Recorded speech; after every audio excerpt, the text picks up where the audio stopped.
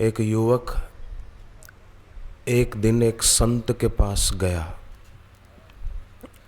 और संत को कहा कि महाराज जी, मुझे दुखों से छूटने का उपाय बताइए। अब हर आदमी की तलाश सुख की है, दुख कोई नहीं चाहता, परंतु फिर भी दुखी होना पड़ता है तो मूर्खता उसी व्यक्ति की है, इसीलिए दुख पाता है। तो युवक ने संत को कहा कि महाराज, मुझे दुख से छूटने का उपाय बताइए। अब देखो, पूछ लेना ही काफ़ी नहीं है, उत्तर देने वाले को भी देखना पड़ेगा कि प्रश्न पूछने वाला उत्तर के लिए तैयार है भी कि नहीं, कि खाली कौतूहलवश शंका कर रहा है, प्रश्न कर रहा है। तो संत ने युवक को कहा कि जाओ, खोज करो, जो तुमको कहे कि मैं सबसे ज्यादा सुखी आदमी हूं, उस व्यक्ति से मांग कर उसका कोई वस्त्र लेकर आओ, उसकी कोई धोती हो, कोई भी उसका वस्त्र हो, एक लेकर आओ। सुखी आदमी का वस्त्र ओढ़ते ही तुम सुखी हो जाओगे। जाओ।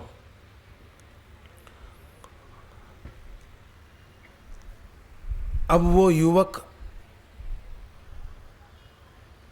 निकल पड़ा, किसी सुखी आदमी का वस्त्र मिल जाए।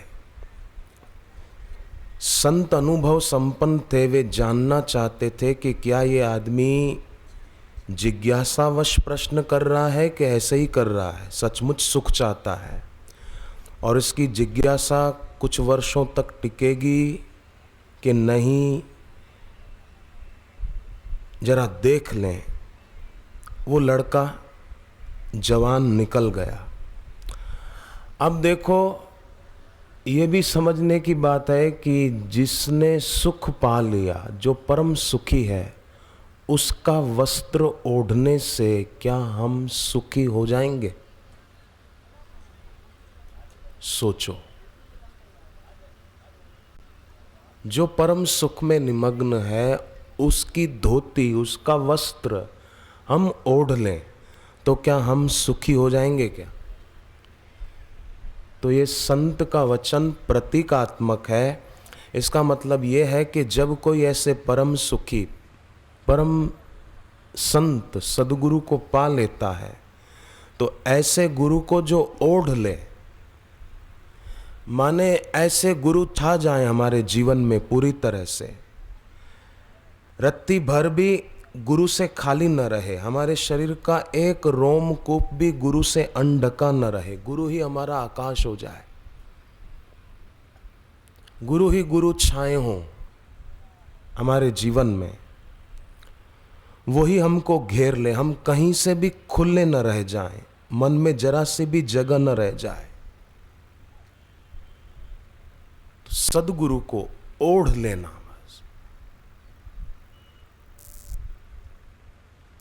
उनकी स्मृति ही शिष्य का जीवन बन जाए। जब ऐसे सदगुरु मिले तो देर नहीं करनी चाहिए, क्योंकि उनको ओढ़ते ही जीवन में बदलाव शुरू हो जाता है। पर उनको ओढ़ने में बड़ी कठिनाई है, हमको मिटना पड़ेगा। गुरु का वस्त्र बड़ा महंगा है, सस्ता होता तो बाजार से खरीद लेते।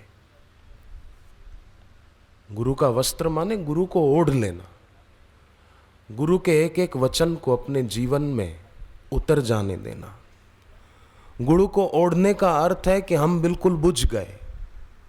गुरु को ओढ़ने का अर्थ है हमने अपनी लकीर मिटा दी, गुरु की छाया होकर जीना।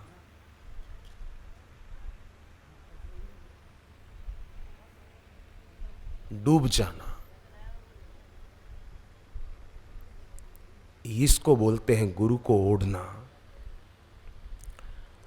पर अहंकार 2500 तरकीबें और 2500 तर्क खोजेगा, ऐसा क्यों, ये क्यों, ये क्यों। एक गुरु ने अपने शिष्य को कहा, मैंने एक पुस्तक में पढ़ी थी ये बात, गुरु ने कहा कि रात का समय था, अंदर बैठे थे, गुरु ने कहा अब हम सोएंगे बेटे, देखो बाहर बरसात तो नहीं हो रही, अगर बरसात ना हो तो हम बाहर चल के सोते हैं खुली हवा में, अंदर गर्मी लग रही है। अब वो लेटे लेटे ही शिष्य बोला कि गुरुजी देखो देखो, ये बिल्ली अभी अभी बाहर से अंदर आई है, इसकी पीठ पे हाथ घुमा के देखो, अगर ये गीली हो तो समझ लेना कि बाहर बरसात हो रही है, अगर ना हो तो समझो नहीं हो रही है। ऐसा जवाब दिया। अब ऐसे चेले जब दुनिया में होंगे तो सोचो गुरु क्या करेंगे। गुरु ने कहा ठीक है चलो लालटेन बुझा दे तो हम आंख बंद करके सो जाएं। तो उसने कहा जब आपको सोना ही है तो आंख बंद कर लो ना, लालटेन बुझाने की जरूरत क्या है, आपको सोना है आंख बंद करो। गुरु ने खुद लालटेन बुझा दी। सुबह हुई, गुरु ने कहा जाओ भिक्षा लेके आओ। बोले गुरुजी मैंने गांव का रास्ता बराबर देखा नहीं है, अनजान हूँ, और फिर इधर उधर के रास्ते से जाऊं कोई कुत्ता काट खाए तो तकलीफ होगी, गुरुजी मैं तो नहीं जा पाऊंगा। गुरुजी खुद गए, भिक्षा लेकर आए। चेले को कहा कि मैं लेकर आया हूं, अब तू खाएगा तो सही। बोले मैं इतना अभागा नहीं हूं कि आपकी कोई बात नहीं मानूं, ये बात तो जरूर मानूंगा, मैं अभी आता हूं खाने के लिए। गुरु को ओढ़ा नहीं है। तो सदगुरु के पास हम जाएंगे तो पहले तो उनको पूरी तरह पहचान ही नहीं पाएंगे, उनके करीब आने का, दिल से करीब आने का मौका मिलेगा तो ही उनकी सही प्रतिमा प्रकट होगी। दिल से करीब होकर अर्जित कर सकेंगे हम वो योग्यता कि अपने गुरु को पहचान सकें कि मेरे गुरु वास्तव में कौन है और मेरे गुरुदेव किस ऊंचाई की बात मुझे बता रहे हैं। गुरुदेव हमें कितनी ऊंची अनुभूति कराना चाहते हैं। दिल से गुरु के करीब आएंगे ना तभी यथार्थ रूप देख पाएंगे। तो गुरु का वस्त्र ओढ़ने का अर्थ है जिस दिन बापू इतने महत्वपूर्ण हो जाएं कि उनकी मस्ती में हम अपनी हस्ती मिटा दें, तब समझो कि हमने गुरु का वस्त्र ओढ़ लिया, गुरु को ओढ़ लिया। गुरु हमारे रोम रोम में समाये हैं, ये गुरु को ओढ़ना है। तो संत युवक से बोले कि जिस दिन तुम्हें ऐसे परम सुखी मिले तो उनका वस्त्र ले आना, कोई धोती हो तो ले आना। तो वो युवक निकल पड़ा खोज में कि ऐसा कोई परम सुखी आदमी मिल जाए और मैं उससे उसकी धोती या उसका कोई वस्त्र, उसकी शॉल, उसका कोई टॉवेल मिल जाए, वो मैं ओढ़ लूंगा और मैं सुखी हो जाऊंगा। निकल पड़ा। उसने सोचा कि झोपड़ी में रहने वाला तो सुखी नहीं हो सकता, बड़े महलों में और सुविधाओं में रहने वाला आदमी जरूर सुखी होगा। तो वो सबसे पहले गया बड़े नेताओं के पास कि उनके पास तो हर तरह की सुविधा होती है, एसी कार होती है, एसी मकान होता है, हर तरह की सुविधा होती, शायद ये सुखी हो। तो एक नेता को कहा कि आप तो बड़े सुखी होंगे, आपके पास किसी चीज़ की कमी नहीं है, तो आपका एक वस्त्र दे दो मेरे को, बस कुर्ता दे दो, कोई धोती हो तो वो दे दो। नेता ने कहा एक नहीं, मैं 2 धोती दे दूं तेरे को, एक कुर्ता नहीं, आधा डजन कुर्ते दे दूं, पर मैं सुखी नहीं हूं, मेरे को हार्ट की तकलीफ है, डायबिटीज भी है, रोज इंसुलिन के इंजेक्शन लेता हूं, मैं सुखी कहां, 1000 टेंशन है। अब इसने सोचा कि नेता सुखी नहीं है तो अब अभिनेता के पास जाऊं। नेता सुखी नहीं, शायद अभिनेता सुखी हो, तो अभिनेताओं के पास गया, एक्टर के पास गया कि आप तो सुखी होंगे, आपकी फिल्में बनती है, लोग इतना आपको देखते हैं टीवी पर, सिनेमा थिएटरों में आपके पोस्टर लगते हैं, आप तो सुखी होंगे। अभिनेताओं ने कहा हम भी कहाँ सुखी हैं, हमको भी तरह तरह की समस्याएं हैं, हम सुखी नहीं हैं। कपड़ा चाहिए तो दे दें हम तुमको, उसकी कमी नहीं है, पर हम सुखी नहीं हैं। एक नहीं चार ले जाओ, पर हम खुद दुखी हैं। और अगर तुम सुखी व्यक्ति को खोज लो तो हमको भी बताना, और हमको भी एक वस्त्र उनका दिला देना, ताकि हम भी सुखी हो जाएं, क्योंकि हम भी कम दुखी नहीं हैं। अब इसको लगा कि नेता भी सुखी नहीं, अभिनेता भी सुखी नहीं, तो अब क्या करूं, किसी बड़े सेठ के पास जाऊं। तो वो बड़े बड़े सेठों के पास गया कि आप लोग तो बड़े सेठ हो, खूब पैसा है आपके पास, किसी चीज़ की कमी नहीं, आप सुखी होगे। बोले हम सुखी कहाँ, हमको भी इनकम टैक्स वालों का टेंशन बना रहता है,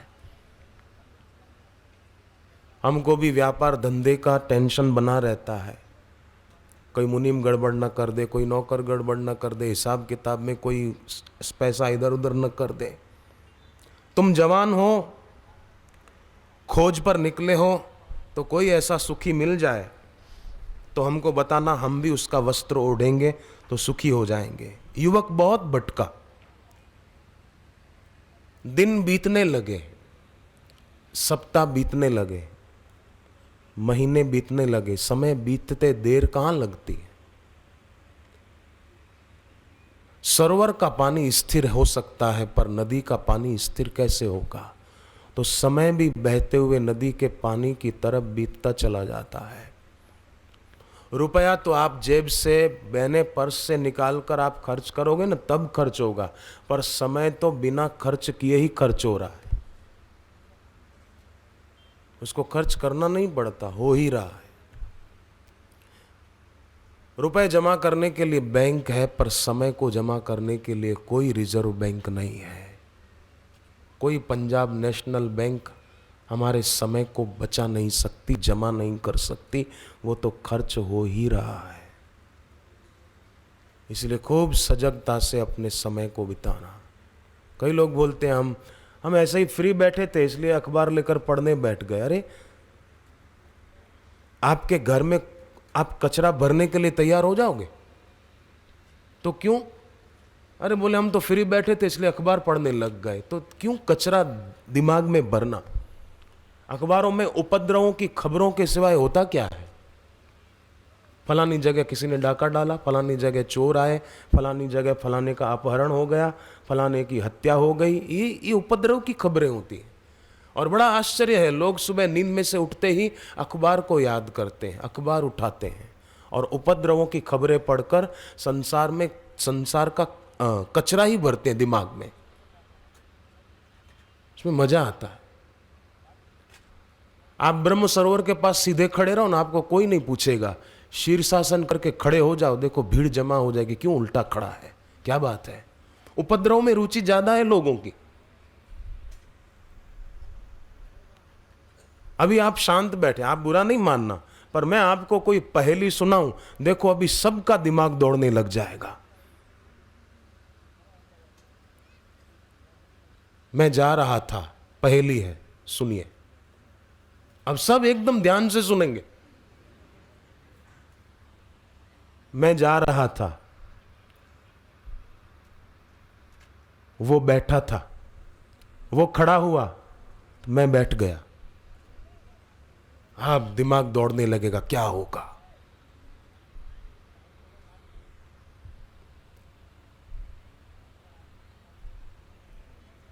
अरे कांटा था, कांटा, और क्या था? कांटा। मैं जा रहा था, वो बैठा था, कांटा था नीचे, वो खड़ा हुआ, माने चुभ गया मेरे पैर में, खड़ा हो गया ना, चुभ गया। वो खड़ा हुआ तो मैं बैठ गया कांटा निकालने को। ये कांटा ही परेशान करता है भाई। संसार की सत्यता, संसार की महत्व बुद्धि रूपी कांटा ही परेशान करता है। ये बिठा देता है, यात्रा को स्थगित कर देता है, साधना को स्थगित कर देता है।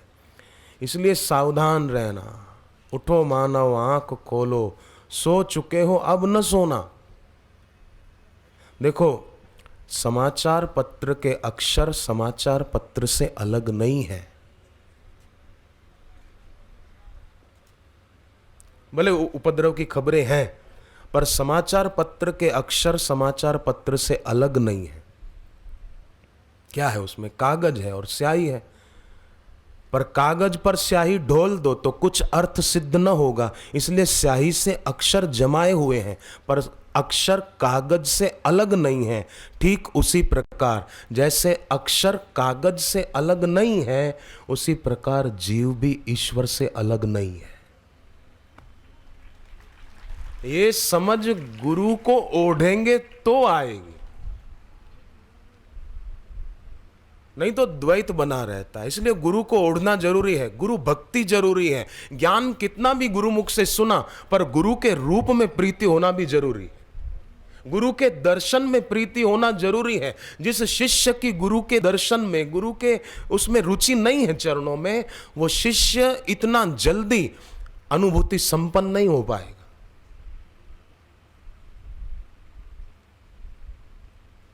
ओढ़ ले गुरु को। कोई आदमी बॉम्बे जाए तो बॉम्बे में अलग अलग है ना, घाटकोपर, अंधेरी, बोरीवली, कांदीवली, ये सब है ना बॉम्बे, चेंबूर आदि आदि। बॉम्बे में कोई आदमी घाटकोपर जाए, एरिया है बॉम्बे में घाटकोपर, कोई जाए और घाटकोपर पहुंचने के बाद बोले कि अब मैं बोरीवली जा रहा हूं, बोरीवली पहुंचे फिर बोले अब मैं कांदीवली जा रहा हूं, कांदीवली पहुंचे बोले अब मैं दहिसर जा रहा हूं। देखो अब वो बोल रहा है कि मैं अंधेरी जा रहा हूं, मैं बोरीवली जा रहा हूं, पर फिर भी वो आदमी बॉम्बे में ही घूम रहा है। चाहे घाटकोपर गया, चाहे बोरीवली गया, चाहे कांदीवली गया, पर है वो बॉम्बे में। बॉम्बे तो चलो दूर है, दिल्ली। कोई बोले कि भाई मैं सफदरजंग जा रहा हूं, फिर बोले मैं महरौली जा रहा हूं, फिर बोले मैं यमुना पार जा रहा हूं, फिर बोले कि अब मैं शाहदरा जा रहा हूं। तो ये अलग अलग नाम बोल रहा है, पर है वो आदमी दिल्ली में ही। ऐसे ही हम भी सब हैं, भगवान में ही है। चाहे कुरुक्षेत्र में हो, चाहे दिल्ली में हो, चाहे करनाल में हो, चाहे अंबाला में हो, चाहे कहीं है, ईश्वर में ही।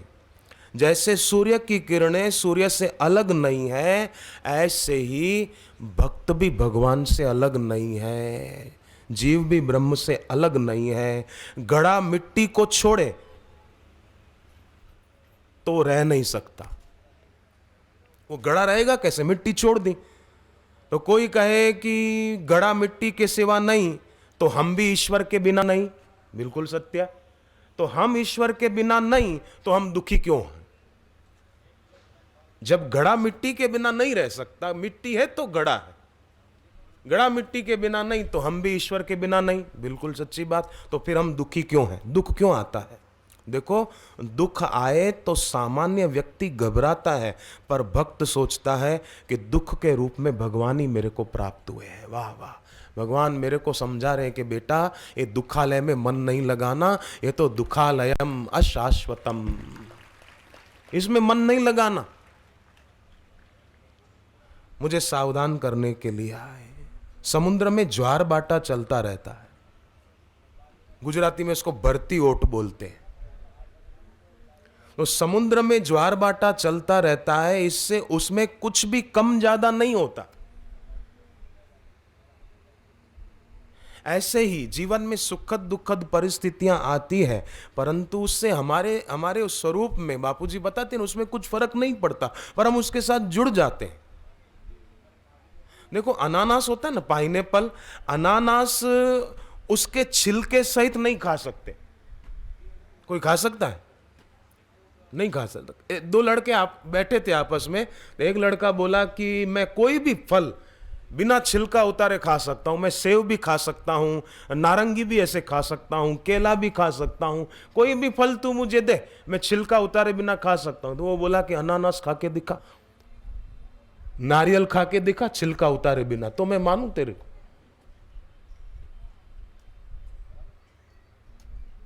लड़के लड़के भी कई बार आपस में बड़ी अच्छी मजाक कर लेते हैं। एक लड़के ने दूसरे को कहा कि रसगुल्ला खाना हानिकारक है कि लाभकारक है? वो दूसरा बोला कि अगर खिलाना पड़े तो हानिकारक, तू खिला दे तो लाभकारक है। मेरे पैसे जाएंगे जेब से तो हानिकारक, तू खर्च करके खिला दे तो लाभदायक है। पर कोई अपना पैसा खर्च करके रसगुल्ला खिलाए तो भी रसगुल्ला लाभकारक नहीं है, हानिकारक है। कोई कहे कि चलो मैं अपने पैसे खर्च करके तुमको पाव भाजी खिला दूं, पिज्जा खिला दूं, तो वो भी हानिकारक है। मत खाना, हुआ थोड़ा भूख सहन कर लेना अच्छा, पर स्वाद के वश होकर अपना स्वास्थ्य खोना अच्छा नहीं। लोग बड़े कमाल के हैं, 3.5 इंच की जीभ को मजा दिलाने के लिए 3.5 हाथ का शरीर बिगाड़ देते हैं।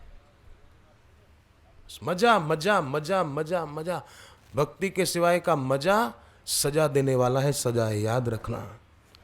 तो अनानास उसके छिलके सहित नहीं खा सकते, छिलका उतार कर खाते हैं। उसी प्रकार हर एक कर्म विवेक सहित करना चाहिए, और विवेक भी सच्चे भक्त जैसा, तो समझ शुद्ध होती जाएगी। सच्चे भक्त तो सुख की मांग नहीं करते, सच्चे भक्त तो मुक्ति की भी मांग नहीं करते, क्योंकि उनको बंधन ही नहीं लगता, तो मुक्ति काहे की।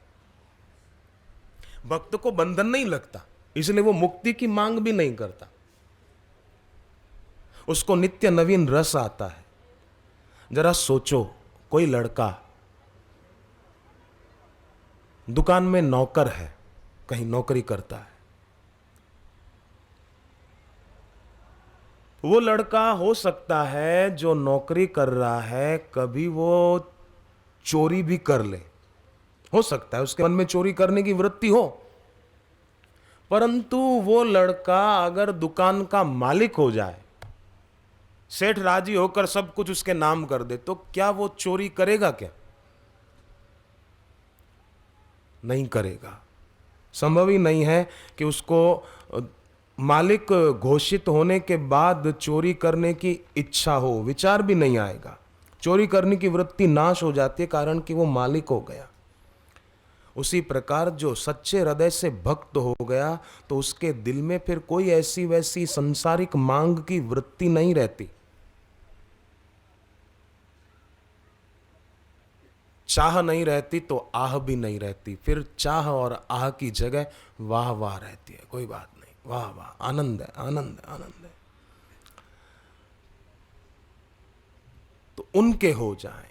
अग्नि पुराण में ये बात आती है, अग्नि देवता कहते हैं, यत चित्तम गुरु सक्तम उदारम विद्याभ्यासम महाव्यसनम च पृथ्वी तस्य गुणैरूप चिना चंद्र मरीचिर नभैर्वतीयम। अग्निदेव कहते हैं, जिस शिष्य का चित्त निष्कामता पूर्वक अपने गुरु के चरणों में आसक्त हो गया है, उस शिष्य को श्री गुरुदेव के श्रीमुख से नित्य अध्यात्म विद्या के अभ्यास का महाव्यसन हो गया है। माने जो गुरु के चरणों में बैठकर सुनते सुनते अघाता नहीं है, और उसकी मांग बनी रहती है, और सत्संग सुनने का मानो उसको व्यसन हो गया। ऐसे गुणवान शिष्य के होने से धरती अपने को भाग्यशाली मानती है। अग्नि देवता वशिष्ठ जी को कहते हैं। ऐसा जो गुणवान शिष्य है, वो जिस जगह पर रहता है, तो धरती अपने को भाग्यशाली मानती है कि ऐसा भक्त यहां रहता है। गर्ग संहिता में अश्वमेघ खंड के अंतर्गत गुरु की महिमा खूब बताई गई। गुरुवर की महिमा के बारे में क्या कहें, कितना कहें। मच्छर आकाश को मापने चले तो माप नहीं सकता। गरुड़ अपने बड़े बड़े पंखों से उड़ता उड़ता आकाश को नापना चाहे कि आकाश कितना बड़ा, तो गरुड़ भी नाप नहीं सकता, वो अनंत है। ऐसे ही गुरु की महिमा को भी कोई गा नहीं सकता, वो अनंत है। पर इतना करे, शिष्य गुरु से दीक्षा लेकर अपनी मनमानी छोड़ दे, मनमानी त्याग दे, तो क्या होगा? त्यागाद शांतिर अनंतरम, अंत न हो, अनंतरम, ऐसी शांति मिलेगी। आप गीता जी का 12वां अध्याय और 12वां श्लोक पढ़िए, उसमें ये शब्द लिखा है, त्यागाद शांतिर अनंतरम, अंत न हो, ऐसी शांति बनी रहेगी।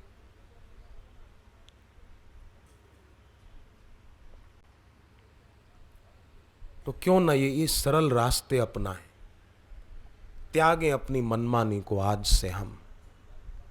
अर्जुन ने अपनी मनमानी त्यागी थी इसी कुरुक्षेत्र की धरती पर। तो गर्ग संहिता के अश्वमेघ खंड के 62वें अध्याय में गुरु महिमा आती है। वज्रनाभ महाराज को गर्गाचार्य ऋषि कहते हैं कि राजन, जिसने पूर्व जन्म में अक्षय तप किया है उसी को इस लोक में आत्मज्ञानी गुरु के प्रति दृढ़ निष्ठा होने की मन में भावना जगती है कि मैं ऐसे गुरु के चरणों में प्रीति बढ़ाऊं। गर्गाचार्य जी कहते हैं वज्रनाभ जी को, राजन पूर्व जन्म के अक्षय तप से खूब तप किया हो जिसने पूर्व जन्म में, उसी को इस जन्म में ऐसा मन में भाव उठता है कि ऐसे सदगुरु मुझे मिले, मुझे इनके चरणों में प्रीति कैसे बढ़े, ऐसा उसको मन में भाव आता है। अक्षय तप, साधारण तप नहीं।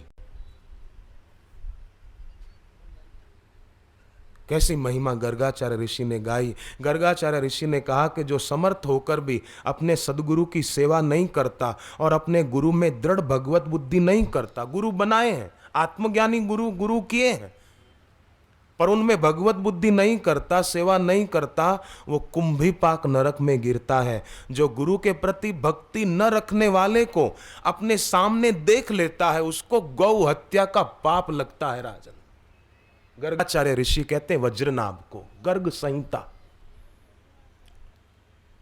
गुरु की निंदा करने वाले को जो अपने सामने देखता है उसे गौ हत्या का पाप लगता है और उसका वो पाप केवल गंगा स्नान से ही निवृत्त होता है। खाली देख ले। बॉम्बे में मुझे एक परिवार के लोगों ने बताया, एक लड़की अपनी माँ के साथ अपने संबंधी के यहाँ गई थी, मामा मामी सब संबंधी से मिलने गई थी। तो उसकी जो मामी थी ना, उस लड़की की अपनी शादी का बहन, उसकी जो मामी थी वो जरा विदेशी कल्चर के अनुसार उसमें रंगी हुई थी।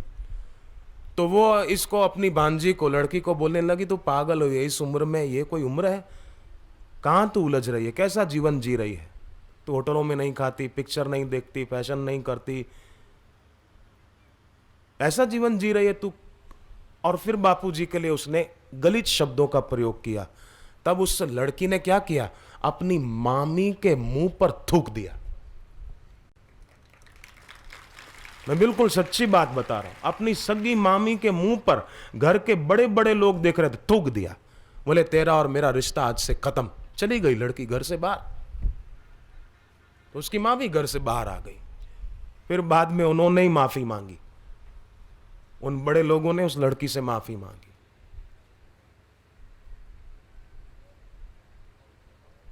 रामकृष्ण परमहंस जी के पास उनका एक शिष्य आया और कहा कि फलाना आपके लिए ऐसा बोल रहा था, आपके लिए निंदा कर रहा था, तो गुरुजी मुझे अच्छा नहीं लग रहा था। तो गुरु ने कहा उसको कि तेरे में थी ना सुनने की, तभी तेरे सामने बोल पाया ना, तेरी ऐसी हिम्मत होनी चाहिए थी कि उसकी ताकत नहीं हो तेरे सामने तेरे गुरु के लिए कुछ बोलने की। तेरा ऐसा प्रभाव होना चाहिए, तेरी आंखों में ऐसा तेज होना चाहिए कि तेरे गुरु के लिए कोई बोले उसकी हिम्मत ही ना हो बोलने की। तुम्हारा ऐसा प्रभाव होना चाहिए। हर शिष्य अपने आप में ऐसा पूर्ण हो, ऐसा समर्थ हो कि कोई उसके गुरु के लिए कुछ बोलने को हो तो पसीना छूट जाए उसको। उसकी आंख ऐसी होनी चाहिए, उसका मनोबल ऐसा होना चाहिए, उसका प्राण बल ऐसा होना चाहिए, दृढ़ता होनी चाहिए। मेरा मन नहीं लगता, मेरा मन नहीं लगता क्यों? हम लग जाएं तो हमारा मन भी साधना में लगेगा। एक कायरता का विचार दिल से निकाल दे, मेरा मन नहीं लगता, मुआ मन न लगे, जा मन को कह दे तेरे को नहीं लगना तो नहीं लग जाए, यहां से हम लगेंगे। मन हमारा करण है, हम करता है, कर्ता करण के अधीन हो जाए, कितनी नासमझी है। मेरी इंद्रियां बड़ी चंचल है, मेरी इंद्रियां मुझे धोखा देती। अरे इंद्रियां चंचल क्यों? ये करण है। कर्ता करण का गुलाम क्यों बने? कर्ता सही होगा तो करण भी सही होंगे। पेन अपने आप कोई बात लिखेगी नहीं, लिखने वाला उससे अच्छी या बुरी बात लिखेगा। हम सही होंगे, कर्ता ठीक हो जाएगा तो करण भी सही हो जाएगा। करणों को दोष नहीं देना चाहिए। हम लग जाएं, मन लग जाएगा। जैसे हम जहां जहां जाएंगे हमारी परछाई पीछे पीछे आएगी। ऐसे हम लग जाएंगे तो मन कहां जाएगा, उसकी ताकत है जाए। सत्ता हम दे देते हैं, इसलिए हम ना दें।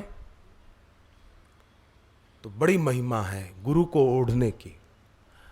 अभी उस युवक को खोजने दो थोड़ा।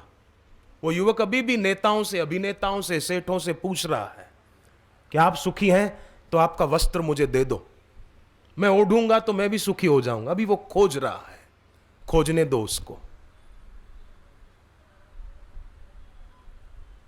ऐसे परम सुखी जिसको ओढ़ते ही हम भी सुखी हो जाएं, ऐसे परम सुखी सदगुरु की महिमा गाते हुए भगवान श्री कृष्ण गर्ग संहिता में कहते हैं, सर्वेषां चैव देवो हम मम देवाश्च ब्राह्मणाः ये धुयन्ति द्विजान मूढ़ाः सन्ति ते मम शत्रवः। जो गुरु को अलग मानते हैं और मुझको अलग मानते हैं, मैं अलग हूं गुरु से, अपने गुरु को साधारण नर मानते हैं, मेरे को तो भगवान माने, पर सदगुरु को साधारण नर माने, तो भगवान कहते हैं संति ते मम शत्रवः, वो मेरा शत्रु है, वो मेरा दुश्मन है। आचार्य माम विजानीयान नाव मन्येत करहिचित न मर्त्य बुद्धया सूयेत सर्वदेव मयो गुरु हो। सारे देवताओं का वास गुरु में है। अब चलें उस युवक के पास, वो कहां पहुंचा। बहुत घूम लिया वो, अब जरा उसका भी पता लगाए कहां गया वो। दिन बीते, सप्ताह बीते, महीने बीते, वर्ष बीते, खोजते खोजते खोजते खोजते जवानी से चला था, प्रौढ़ अवस्था होने को आई, उसकी प्रौढ़ अवस्था खोजता रहा, पर पूछते पूछते थका नहीं। ये उसका प्लस पॉइंट था।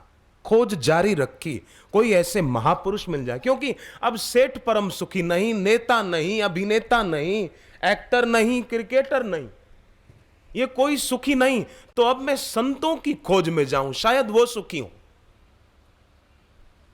अब वो संतों की शरण में गया, कई संतों के पास। महाराज आप परम सुखी हैं, आप परम सुखी हैं। पूछता रहा, खोज जारी रखी,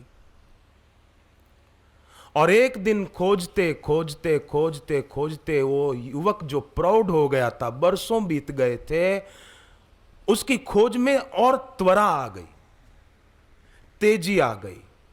समय बीतने के साथ खोज भी तीव्र हो गई। अब उसको लगने लगा कि मेरी आयु कब पूरी हो क्या पता, मैं अभी तक परम सुखी किसी संत को खोज नहीं पाया।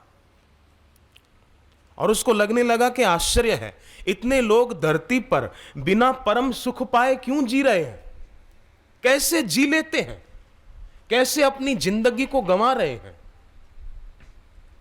इतनों से मैंने पूछा, नेताओं से, अभिनेताओं से, राजनेताओं से, क्रिकेटरों से, एक्टरों से, कोई भी परम सुखी नहीं, तो परम सुख के बिना अपनी जिंदगी दांव पे क्यों लगा रहे। मौत कब आए पता नहीं है, जीवन निकलता जा रहा है, मृत्यु प्रतीक्षण निकट आ रही है। कब की प्रतीक्षा कर रहे हैं, किसकी प्रतीक्षा में बैठे हैं? निश्चिंत होकर। जब कार नहीं थी सोचते थे कि कार हो जाए तो सुखी हो जाएंगे, तिजोरी में धन नहीं था सोचते थे कि तिजोरी भर जाए तो सुखी हो जाएंगे। ऐसे सभी लोगों के दरवाजे खटखटाकर देख लिए। अब इसे लगा कि अब मैं संतों की शरण में ही जाऊं, अब किसी सेठ के पास नहीं जाता है। आखिर घूमते घूमते एक शाम को सूर्य अस्ताचल को जा रहे थे, अंधेरा अवनी पर उतर आया था, नदी के किनारे पहुंचा। दूर नदी के किनारे ही एक पेड़ के नीचे देखा कि एक संत घुटनों पर सिर टिकाए बैठे हैं, और सिर के ऊपर भी एक वस्त्र उन्होंने ओढ़ा हुआ है। दूर से उनको, उनका चेहरा नहीं देखा, उनके दर्शन नहीं किए, पर लगा कोई संत बैठे। दूर से उनको देखकर लगा कि ये परम सुखी हैं, क्योंकि इनके दर्शन से, अभी तो मैंने इनका चेहरा नहीं देखा, इनके दर्शन से मेरा मन आह्लादित हो रहा है, प्रसन्न हो रहा है, मेरी खुशी बढ़ रही है। कोई भी परम सुखी संत के पास हम पहुंचते हैं तो हमें उनकी सुगंध मिल जाती है, हमारा रोम रोम उनके नृत्य का अनुभव करने लगता है। तभी तो बापूजी आते तो सब कैसे आनंदित हो जाते, थकान उतर जाती है। घंटों भर से बैठे बैठे घुटने अपना जवाब दे जाते हैं कि अब बहुत देर हो गई, घुटने घुटने दर्द करने लगते हैं। तभी तो आदमी फिर ऐसा यूं करके भी बैठ लेते हैं। पर याद रखना, अभी भले ऐसा करके बैठो, मेरी कोई वो नहीं है, पर गुरु के सामने ऐसा करके बैठना ये सेवक धर्म के विपरीत है, याद रखना। तो अभी भले बैठ लेना, पर गुरुदेव पधारे तब ऐसा करके बैठना ये सेवक की मर्यादा के खिलाफ है। तो ऐसा सीधे बैठना, तपस्या करना। गुरु के सामने बैठे, सुने गुरु को, तो हाथ ऐसे, कई लोग बैठते ना मेरे सामने नहीं, हाँ मैं तो आपका गुरु भाई हूं, गुरु के सामने बैठते, मैंने कई बार नोट किया लोग ऐसा करके बैठते, सुनते रहते हैं, गर्दन हिलाना ठीक है, सुनो, आप स्वीकृति दे रहे कि हाँ बापू ये बात सच है, पर ऐसा करके बैठना नहीं, ये सेवक धर्म के खिलाफ है। ऐसा करके हाथ गोद में रखकर, हाथ जोड़कर, या हाथ ऐसे ऐसे मिलाकर ऐसे सुने।